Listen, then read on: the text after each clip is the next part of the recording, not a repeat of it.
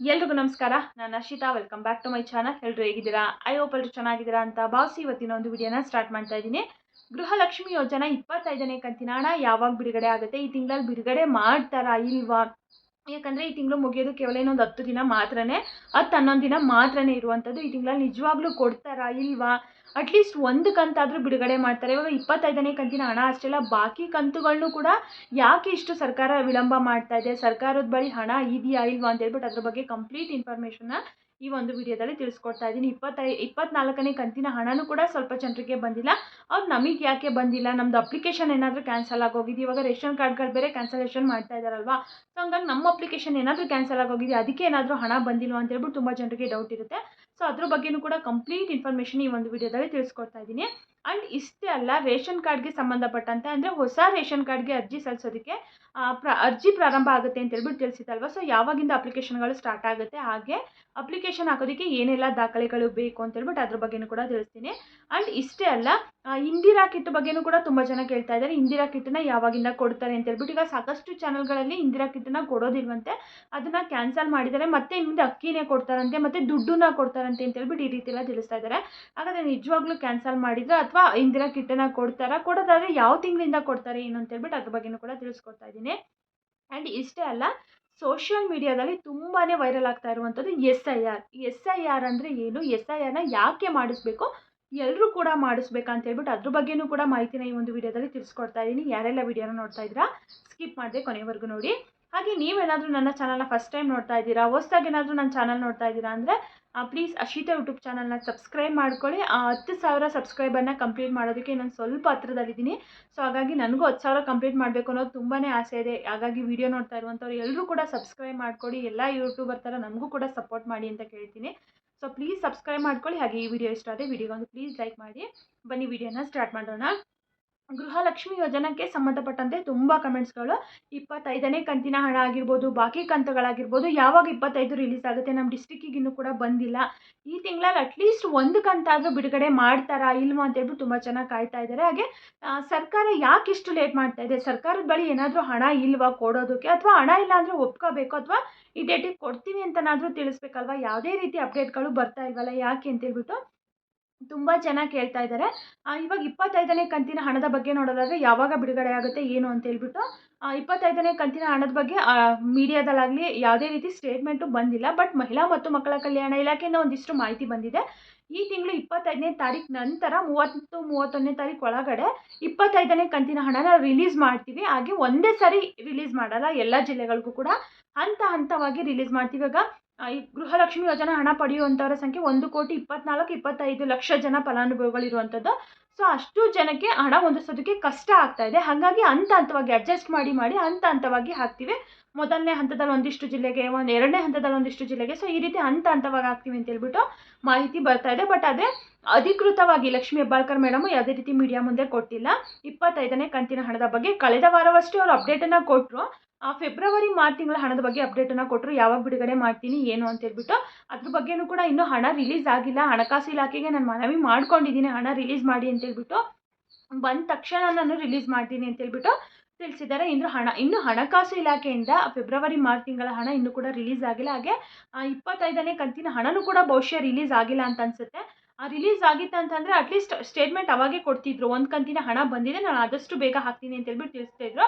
But ಇಲ್ಲಿ ಅವರು statement ಕೊಟ್ಟ ಲೆಕ್ಕ ನೋಡ್ಕೊಂಡ್ರೆ ಇನ್ನು ಯಾವ ಕಂತಿನ ಹಣನೂ ಕೂಡ ಹಣಕಾಸು ಇಲಾಖೆಯಿಂದನೇ ಬಂದಿಲ್ಲ ಅಂತ ಅನಿಸುತ್ತೆ. ಇವಾಗ ವಿರೋಧ ಪಕ್ಷದವರು ನೋಡ್ತಾ ಇರ್ಬೋದು, 5,000 ಕೋಟಿ ಎಲ್ಲ ಆಯಿತು, 2 ತಿಂಗಳ ಹಣ ಯಾರ ಜೇಬಿಗೆ ಹೋಯ್ತು, ಯಾರ ಮನೆಗೆ ಹೋಯ್ತು, ಅದನ್ನು ಕೊಡಲ್ಲ ಬಿಡಿ, ಅವ್ರ ಹತ್ರ ಹಣನೇ ಇಲ್ಲ, ಹಣ ಎಲ್ಲ ಖಾಲಿಯಾಗಿದೆ, ಖಜಾನೆ ಖಾಲಿಯಾಗಿದೆ. ಸೊ ನಾವು ಅದ್ರ ಬಗ್ಗೆ ಹೋರಾಟನ ಮಾಡ್ತೀವಿ, ಯಾಕೆ ಕೊಟ್ಟಿಲ್ಲ, ಯಾಕೆ ಯಾಮಾರಿಸಿದ್ರು ಜನಗಳನ್ನ.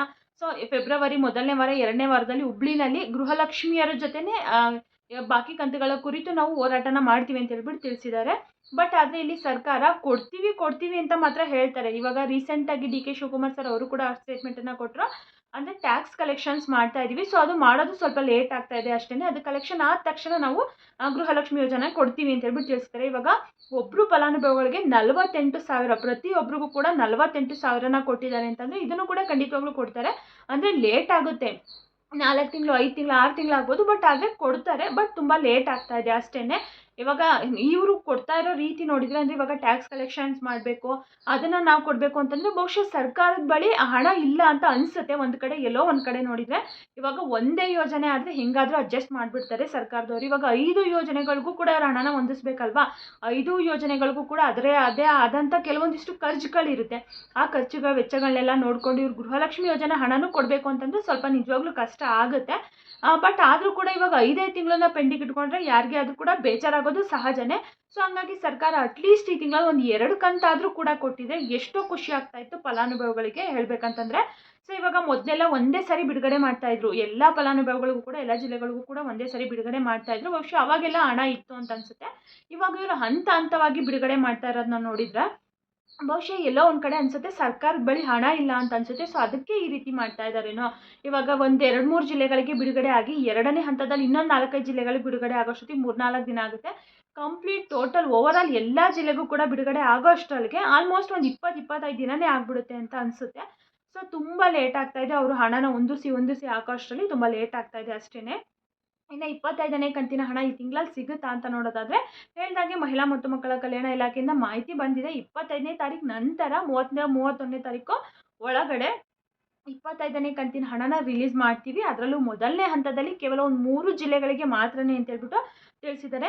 ಇನ್ನು ಸಾಕಷ್ಟು ಜನ ಕೇಳ್ಬೋದು, ನಮ್ಮ ಜಿಲ್ಲೆಗೆ ಫಸ್ಟ್ ಬರುತ್ತಾ, 24ನೇ ಕಂತಿನ ಹಣ ನಮ್ಮ ಜಿಲ್ಲೆಗೆ ಫಸ್ಟ್ ಬಂದಿತ್ತು ಹಾಗಾದರೆ ನಮಗೆ ಬರುತ್ತಾ ಆಗುತ್ತೆ, ಅಥವಾ ದೊಡ್ಡ ಜಿಲ್ಲೆಗಳಿಗೆ ಮಾತ್ರನೇ ಹಾಕ್ತಾರ ಅಂತ ಹೇಳ್ಬಿಟ್ಟು ಇಲ್ಲಿ ಹೇಳೋಕ್ಕಾಗಲ್ಲ. ಇವಾಗ ಕಳೆದ ಸರಿ ಫಸ್ಟ್ ಯಾವ್ಯಾವ ಜಿಲ್ಲೆಗೆ ಬಂದಿರುತ್ತೋ ಆ ಜಿಲ್ಲೆಗಳಿಗೆ ಲಾಸ್ಟಿಗೆ ಬರ್ಬೋದು, ಅಥವಾ ಲಾಸ್ಟಲ್ಲಿ ಬಂದಿರೋ ಜಿಲ್ಲೆಗಳಿಗೆ ಫಸ್ಟ್ ಬರ್ಬೋದು. ಯಾವ ಜಿಲ್ಲೆಗೆ ಯಾವಾಗ ಬರುತ್ತೆ ಅಂತ ಹೇಳ್ಬಿಟ್ಟು ಎಕ್ಸ್ಪೆಕ್ಟನ್ನ ಮಾಡೋಕ್ಕಾಗಲ್ಲ. ಒಟ್ಟಿನಲ್ಲಿ ಬಿಡುಗಡೆ ಆಯಿತು ಒಂದು ಸರಿ ಒಂದು 2-3 ಜಿಲ್ಲೆಗಾದರೂ ಕೂಡ ಬಿಡುಗಡೆ ಆಯಿತು ಅಂತಂದರೆ ಒಂದು 15-20 ದಿನದೊಳಗಡೆ ಕಂಪ್ಲೀಟಾಗಿ ಎಲ್ಲ ಜಿಲ್ಲೆಗೂ ಕೂಡ ಬಿಡುಗಡೆ ಮಾಡ್ತಾರೆ.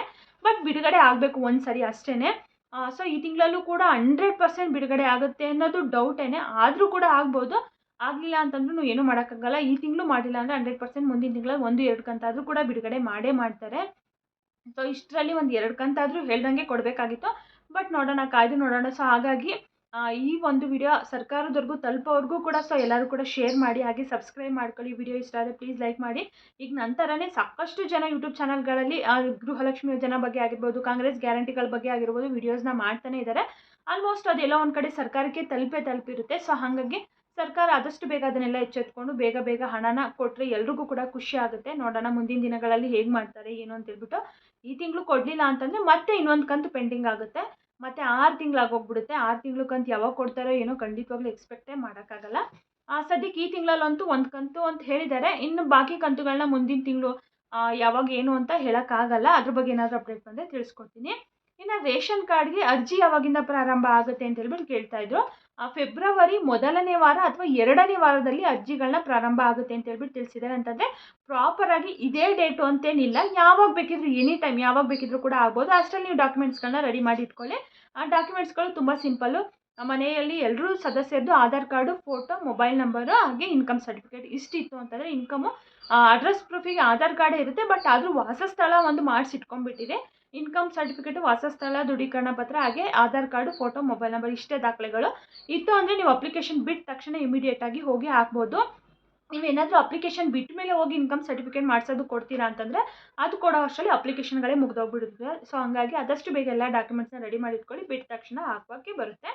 ಇನ್ನು 24ನೇ ಕಂತಿನ ಹಣದ ಬಗ್ಗೆಯೂ ಕೂಡ ತುಂಬ ಜನ ಕೇಳ್ತಾ ಇದ್ದಾರೆ. 24ನೇ ಕಂತಿನ ಹಣ ನಮಗೆ ಯಾಕೆ ಬಂದಿಲ್ಲ ಅಂತ ಹೇಳ್ಬಿಟ್ಟು. ಇಲ್ಲಿ ನಿಮಗೆ ಅಷ್ಟೇ ಅಲ್ಲ, ಓವರಾಲ್ ನೋಡೋದಾದರೆ ಒಂದು 80% ಅಷ್ಟು ಜನಗಳಿಗೆ ಮಾತ್ರನೇ 24ನೇ ಕಂತಿನ ಹಣ ಬಂದಿರುವಂಥದ್ದು. ಇನ್ನೂ ಒಂದು 20% ಅಷ್ಟು ಜನಗಳಿಗೆ 24ನೇ ಕಂತಿನ ಹಣ ಬಂದಿಲ್ಲ. ನಿಮ್ಮ ಕಡೆಯಿಂದ ಏನೂ ತಪ್ಪಿರಲ್ಲ. ನಿಮ್ಗೆ ಅನ್ನಿಸ್ಬೋದು ನಮ್ಮ ರೇಷನ್ ಕಾರ್ಡ್ ಕ್ಯಾನ್ಸಲ್ ಆಗೋಗಿದೆಯಾ, ಅದಕ್ಕೆ ನಮ್ಗೆ ಏನಾದರೂ ಬಂದಿಲ್ವಾ. ಈಗ ರೇಷನ್ ಕಾರ್ಡ್ಗಳೆಲ್ಲ ಕ್ಯಾನ್ಸಲೇಷನ್ ಪ್ರಕ್ರಿಯೆ ಆಗ್ತಾ ಇದೆ ಅಲ್ವಾ. ಸೊ ಅದಕ್ಕೆ ನಮ್ಮ ರೇಷನ್ ಕಾರ್ಡ್ ಕ್ಯಾನ್ಸಲ್ ಆಗಿ ಏನಾದರೂ ನಮಗೆ ಹಣ ಬರ್ತಾ ಇಲ್ವಾ ಅಂತ ನಿಮಗೆ ಅನಿಸ್ಬೋದು. ನಿಮ್ಮ ಕಡೆಯಿಂದ ಯಾವುದೇ ರೀತಿ ತೊಂದರೆ ಆಗಿರಲ್ಲ. ಎಲ್ಲ ಕಂತು ಬಂದಿದೆ, 24 ಬಂದಿಲ್ಲ ಅಂತಂದರೆ ಡೋಂಟ್ ವರಿ, ಏನೂ ಯೋಚನೆ ಮಾಡೋಕ್ಕೆ ಹೋಗ್ಬೇಡಿ, ನಿಮಗೆ ಬಂದೇ ಬರುತ್ತೆ. ಹೇಳ್ದಂಗೆ ಸರ್ಕಾರ ಎಷ್ಟು ಹಣ ಇರುತ್ತೋ ಅಷ್ಟನ್ನು ಬಿಡುಗಡೆ ಮಾಡ್ತಾರೆ. ಇನ್ನೆಷ್ಟು ಹಣ ಇರಲ್ಲೋ ಅದನ್ನ ಹಂಗೆ ಪೆಂಡಿಂಗ್ ಇಡ್ತಾರೆ. ಅದನ್ನ ಏನು ಮಾಡ್ತಾರೆ, ನೆಕ್ಸ್ಟ್ ಕಂತು ಬಿಡುಗಡೆ ಮಾಡಿದಾಗ ಅದನ್ನು ಮ್ಯಾನೇಜ್ ಮಾಡ್ತಾರೆ. ಟೋಟಲಾಗಿ ಹೇಳೋದಾದರೆ ನಿಮ್ಗೆ 25ನೇ ಕಂತಿನ ಹಣ ಬಿಡುಗಡೆ ಆದಮೇಲೆ ನಿಮ್ಗೆ 24 ಕೂಡ ಬರುತ್ತೆ, 25 ಕೂಡ ಬರುತ್ತೆ. ಸೊ ಅಲ್ಲಿವರೆಗೂ ನೀವು ವೆಯ್ಟ್ ಮಾಡಬೇಕಾಗುತ್ತೆ. ಇನ್ನು ಇಂದಿರಾ ಕಿಟ್ ಬಗ್ಗೆ ನೋಡೋದಾದರೆ ಇಂದಿರಾ ಕಿಟ್ಟನ್ನು ಯಾವಾಗಿಂದ ಕೊಡ್ತಾರೆ. ಇವಾಗ ಸಾಕಷ್ಟು ಚಾನಲ್ಗಳಲ್ಲಿ ಇಂದಿರಾ ಕಿಟ್ಟನ್ನು ಕ್ಯಾನ್ಸಲ್ ಮಾಡಿದ್ದಾರೆ, ಕೊಡಲ್ವಂತೆ, ಮತ್ತೆ ಕ್ಯಾನ್ಸಲ್ ಮಾಡಿದ್ವಿ, ಮತ್ತು ಅಕ್ಕಿನೇ ಕೊಡ್ತಾರಂತೆ 10 kg, ಅಥವಾ ದುಡ್ಡು ಕೊಡ್ತಾರಂತೆ ಅಂತ ಹೇಳ್ಬಿಟ್ಟು ಎಲ್ಲ ತಿಳಿಸ್ತಾ ಇದ್ದಾರೆ.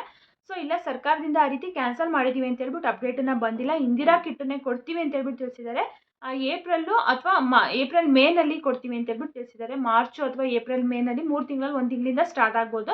ಇವಾಗ ಆಲ್ರೆಡಿ ಟೆಂಡರ್ನ ಕೊಟ್ಟಿದ್ದಾರಂತೆ ಒಬ್ಬರಿಗೆ. ಅವರು ಟೆಂಡರ್ ಅವರು ಕೂಡ ಎಲ್ಲ ಕಡೆಯಿಂದ ಸ್ಟಾಕ್ಗಳನ್ನ ತರಿಸ್ಕೊಂಡು ಎಲ್ಲ ಕಡೆಗೂ ಡಿಸ್ಟ್ರಿಬ್ಯೂಟ್ ಮಾಡೋದಕ್ಕೆ ಸ್ವಲ್ಪ ಟೈಮನ್ನು ತಗೋತಾರೆ. ಸೊ ಹಂಗಾಗಿ ಹೇಳ್ದಂಗೆ ಮಾರ್ಚ್ ಏಪ್ರಿಲ್ ಮೇ 3 ತಿಂಗಳಲ್ಲಿ 1 ತಿಂಗಳಿಂದ ಸ್ಟಾರ್ಟ್ ಮಾಡ್ತಾರೆ. ಬಹುಶಃ ಏಪ್ರಿಲ್ ಮೇನಲ್ಲಿ ಸ್ಟಾರ್ಟ್ ಆಗ್ಬೋದು ಅಂತ ಅನಿಸುತ್ತೆ. ದುಡ್ಡು ಕೊಡೋದಾಗಲಿ 10 ಕೆಜಿ ಅಕ್ಕಿನೇ ಕೊಡೋದಾಗಲಿ ಸ್ಪಷ್ಟನೆಯನ್ನು ಕೊಟ್ಟಿಲ್ಲ. ಇಂದಿರಾ ಕಿಟ್ಟನ್ನೇ ಕೊಡ್ತಾರೆ. ಇನ್ನೊಂದು 2 ತಿಂಗಳು ಲೇಟ್ ಆಗುತ್ತೆ ಅಷ್ಟೇ. ಕ್ಲಿಯರಾಗಿ ಗೊತ್ತಾಯ್ತು ಅಂದ್ಕೊತೀನಿ. ಇವಾಗ ಸೋಷಿಯಲ್ ಮೀಡಿಯಾದಲ್ಲಿ ತುಂಬಾ ವೈರಲ್ ಆಗ್ತಾ ಇರುವಂಥ ಸುದ್ದಿ ಅಂದರೆ SIR ಅಂದರೆ ಏನು? SIR ಅಂದರೆ ಸ್ಪೆಷಲ್ ಇಂಟೆನ್ಸಿವ್ ರಿವಿಷನ್ ಅಂತ ಹೇಳ್ಬಿಟ್ಟು, ಅಂದರೆ ಇಲ್ಲಿ ಚುನಾವಣೆ ಅಂದರೆ ಎಲೆಕ್ಷನ್ ಕಮಿಷನ್ಗೆ ಸಂಬಂಧಪಟ್ಟ ಈ ಮಾಹಿತಿ ಆಗಿರುತ್ತೆ. ಇಲ್ಲಿ ಅಕ್ರಮ ಮತ್ತು ನಕಲಿ ಮತದಾನ ತಡೆಗಟ್ಟೋದಕ್ಕೋಸ್ಕರ ಈ ಒಂದು SIR ಅನ್ನೋದನ್ನ ಪ್ರಾರಂಭ ಮಾಡಿರುವಂಥದ್ದು. ಇವಾಗ ಏನಾಗ್ತಾ ಇದೆ, ಫೇಕ್ ಆಗಿ ವೋಟರ್ ಐಡಿಗಳನ್ನ ಕ್ರಿಯೇಟ್ ಮಾಡೋದು ಅಥವಾ ಸತ್ತಿರೋರ್ದು ವೋಟೆಲ್ಲ ಕೂಡ ಯಾರೋ ಬೇರೆಯವರು ಹೋಗಿ ಹಾಕೋದು, ವೋಟ್ಗಳು ಮಿಸ್ಯೂಸ್ ಆಗ್ತಾ ಇದೆ. ಹಾಗೆ ಎಷ್ಟೋ ಜನ ಮತದಾನ ಹಾಕೋದಕ್ಕೆ ಎಲಿಜಿಬಲ್ ಇದ್ರೂ ಕೂಡ ಅವರು ಮತದಾನ ಹಾಕ್ತಾ ಇಲ್ಲ, ಅವರೆಲ್ಲ ವೋಟರ್ ಐಡಿಗಳನ್ನೇ ತಗೊಂಡಿಲ್ಲ. ಸೊ ಅಂಥದ್ದೆಲ್ಲ ಕಂಡುಹಿಡಿಯೋದಕ್ಕೋಸ್ಕರ ಈ ಒಂದು SIR ಅನ್ನೋದನ್ನ ಮಾಡಿರುವಂಥದ್ದು. ಇದನ್ನು 2002ರಲ್ಲಿ ಮಾಡಿದ್ರು. ಮನೆಗೆ ಅಧಿಕಾರಿಗಳು ಬಂದು ಎಲ್ಲ ಚೆಕ್ ಮಾಡ್ತಾರೆ, ಯಾರ ಹತ್ರ ವೋಟರ್ ಐಡಿ ಇದೆ, ಯಾರ ಹತ್ರ ಇಲ್ಲ, ಆಗ ಸತ್ತಿರೋರು ಎಷ್ಟು ಜನ ಇದ್ದಾರೆ, ಯಾರೆಲ್ಲ ಫೇಕ್ ಆಗಿ ವೋಟರ್ ಐಡಿ ಮಾಡಿ ಇಟ್ಕೊಂಡಿದ್ದಾರೆ, ಇವಾಗ ಅದನ್ನೆಲ್ಲ ಕಂಡುಹಿಡಿತಾರೆ ಅಷ್ಟೇ. ಸೊ ಅದರಿಂದ ಏನಾಗುತ್ತೆ ಅಂತಂದರೆ ನೆಕ್ಸ್ಟ್ ಎಲೆಕ್ಷನ್ಗೆ ತುಂಬ ಹೆಲ್ಪ್ ಆಗುತ್ತೆ ಗೆಲ್ಲೋದಕ್ಕೆ. ಇವಾಗ ಯಾವ ಪಕ್ಷಕ್ಕಾದ್ರೂ ಕೂಡ ಹೆಲ್ಪ್ ಆಗುತ್ತೆ. ಇವಾಗ ಏನಾಗುತ್ತೆ ಹೇಳ್ದಂಗೆ ಸತ್ತಿರೋರ್ದೆಲ್ಲ ಕೂಡ ಇವಾಗ ಮನೆಯಲ್ಲಿ 3-4 ವೋಟ್ ಇರುತ್ತೆ ಅಂತ ಅಂದ್ಕೊಳ್ಳಿ. ಅದರಲ್ಲಿ 2 ಮಾತ್ರ ಇರ್ತಾರೆ, 2 ಡೆತ್ ಆಗಿರ್ತಾರೆ. ಆ 4 ಮತನೂ ಕೂಡ ಚಲಾಯಿಸ್ತಾರೆ. ಇವಾಗ ದುಡ್ಡು ಕೊಟ್ಟರೆ ಏನು ಮಾಡಲ್ಲ ಹೇಳಿ, ದುಡ್ಡು ಕೊಡ್ತೀವಿ ಅದು ಕೂಡ ನೀವು ಹಾಕಿ ಅಂತಂದರೆ ಹಿಂಗಾದ್ರೂ ಮಾಡಿ ಹಾಕಿಸ್ಬಿಡ್ತಾರೆ. ಸೊ ಹಾಗಾಗಿ ಆ ರೀತಿ ಏನು ನಕಲಿ ಆಗಬಾರ್ದು ಅಂತ ಹೇಳ್ಬಿಟ್ಟು SIRನ ತಂದಿರುವಂಥದ್ದು. ನಮ್ಮ ರಾಜ್ಯದಲ್ಲೂ ಮಾಡ್ತಾರಂತೆ. ಇವಾಗ ಬಿಹಾರದಲ್ಲಿ SIRನ ಮಾಡಿರೋದ್ರಿಂದ ಎಷ್ಟೋ ಕೋಟ್ಯಾಂತರ ಜನ ಸತ್ತಿರೋರ್ದೆಲ್ಲ ಕ್ಯಾನ್ಸಲ್ ಮಾಡಿದ್ದಾರೆ. ಸತ್ತಿರೋರ್ದೆಲ್ಲ ರೇಷನ್ ವೋಟರ್ ಐಡಿಗಳು ಇತ್ತಂತೆ, ಅಂಥವ್ರದ್ದೆಲ್ಲ ಕ್ಯಾನ್ಸಲ್ ಮಾಡಿದ್ದಾರೆ. ಹಾಗೆ ಎಷ್ಟೋ ಕೋಟ್ಯಾಂತರ ಜನ ಮತನೇ ಚಲಾಯಿಸಿಲ್ವಂತಂದರೆ ವೋಟರ್ ಐಡಿನೇ ತೊಗೊಂಡಿಲ್ವಂತೆ. ಸೊ ಅದೆಲ್ಲ ಕಂಡುಹಿಡಿದಿದ್ದಾರೆ. ಸೊ ಅದರಿಂದ ಆ ಎಲೆಕ್ಷನಲ್ಲಿ ಬಿಹಾರದಲ್ಲಿ ತುಂಬ ಹೆಲ್ಪ್ ಆಗಿದೆ. ಸೊ ಹಂಗಾಗಿ ನೆಕ್ಸ್ಟ್ ಎಲೆಕ್ಷನ್ ಅಷ್ಟರಲ್ಲೂ ನಮ್ಮ ಕರ್ನಾಟಕಕ್ಕೂ ಕೂಡ ತರ್ತಾರೆ ಅಂತ ಅನಿಸುತ್ತೆ. ಅಂದರೆ ನೀವೇನು ಎಲ್ಲೂ ಹೋಗಿ ಮಾಡಿಸೋದೇನಿಲ್ಲ, ಮನೆಗೂ ಕೂಡ ಬಂದು ನಿಮ್ಮ ಎಲ್ಲ ಡೀಟೇಲ್ಸ್ನು ಕೂಡ ಚೆಕ್ ಮಾಡ್ಕೊತಾರೆ. ನಿಮ್ಮ ವೋಟರ್ ಐಡಿ, ಆಧಾರ್ ಕಾರ್ಡು ಎಲ್ಲ ಕೂಡ ಚೆಕ್ ಮಾಡ್ತಾರೆ. ಹಾಗೆ ಬೇರೆ ರಾಜ್ಯದಿಂದ ಬಂದು ಇಲ್ಲಿದ್ದು ಮತ್ತು ಇಲ್ಲಿಂದ ಮತ್ತೆ ಅಲ್ಲಿಗೆ ಹೋಗಿರ್ತಾರೆ, ವಲಸೆ ಹೋಗಿರ್ತಾರೆ, ಅದನ್ನೆಲ್ಲ ಕಂಡುಹಿಡಿತಾರೆ. ಸತ್ತೋರ್ದೆಲ್ಲ ಕ್ಯಾನ್ಸಲ್ ಮಾಡ್ತಾರೆ. ಯಾರ ಹತ್ರ ವೋಟರ್ ಐಡಿ ಇರೋದಿಲ್ಲ ಅವ್ರಿಗೆಲ್ಲ ಹೊಸದಾಗಿ ವೋಟರ್ ಐಡಿಗಳನ್ನ ಮಾಡಿಕೊಡ್ತಾರೆ. ನಿಮ್ಮ ಮನೆಗೇ BLO ಆಫೀಸರ್ಗಳು ಬಂದು ಇದೆಲ್ಲ ವೆರಿಫಿಕೇಷನ್ನ ಮಾಡ್ತಾರೆ. ನೀವೆಲ್ಲಿ ಹೋಗಿ ಮಾಡೋದೇನಿರಲ್ಲ. ಇವಾಗ ಎಲೆಕ್ಷನ್ ಟೈಮಲ್ಲಿ ನಿಮಗೊಂದು ಲೀಸ್ಟನ್ನು ಕೊಡ್ತಾರಲ್ವ, ಒಂದು ಚೀಟಿ ಕೊಡ್ತಾರೆ. ಅದನ್ನು ತೊಗೊಂಡಾಗಿ ನೀವು ವೋಟ್ ಹಾಕಬೇಕಾಗುತ್ತೆ. ಸೊ ಅದರಲ್ಲಿ ಏನಾಗುತ್ತೆ, ಸತ್ತಿರೋದೆಲ್ಲ ಬರುತ್ತೆ, ಅದನ್ನು ಯಾರ್ಯಾರೋ ಹಾಕ್ತಾರೆ. ಸೊ ಈ ರೀತಿ ಎಲ್ಲ ಮಿಸ್ಯೂಸ್ ಆಗ್ತಾ ಇರೋದ್ರಿಂದ ಅಷ್ಟೇ ತಡೆಗಟ್ಟೋದಕ್ಕೋಸ್ಕರ SIRನ ತರ್ತಾ ಇರುವಂಥದ್ದು. ಅದ್ರ ಬಗ್ಗೆನೇ ಸಪ್ರೇಟಾಗಿ ಡೀಟೇಲಾಗಿ ವಿಡಿಯೋ ಮಾಡಿ ನೆಕ್ಸ್ಟ್ ವಿಡಿಯೋದಲ್ಲಿ ತಿಳಿಸ್ಕೊಡ್ತೀನಿ. ಸೊ ಇವತ್ತಿನ ಮಾಹಿತಿ ಇದಾಗಿತ್ತು. ಯಾರೆಲ್ಲ ವಿಡಿಯೋನ ನೋಡಿದರೆ ಎಲ್ರಿಗೂ ಕೂಡ ತುಂಬಾ ಧನ್ಯವಾದಗಳು. ಮತ್ತೆ ಮುಂದಿನ ವಿಡಿಯೋದಲ್ಲಿ ಸಿಗ್ತೀನಿ. Thank you for watching.